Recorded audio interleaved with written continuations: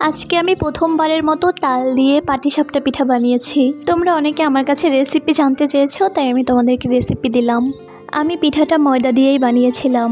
আমি বেশি পিঠা বানাবো না, তাই আমি এখানে পরিমাণ মতোই ময়দা নিয়েছিলাম।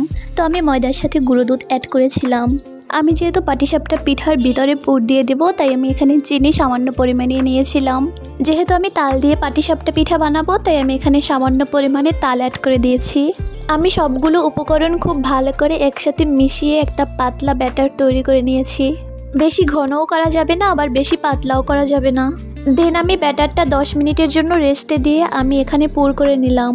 পুর তৈরি করার জন্য আমি গুঁড়ো দুধ, চিনি, সামান্য পরিমাণে লবণ এবং অল্প একটু তাল দিয়েছিলাম।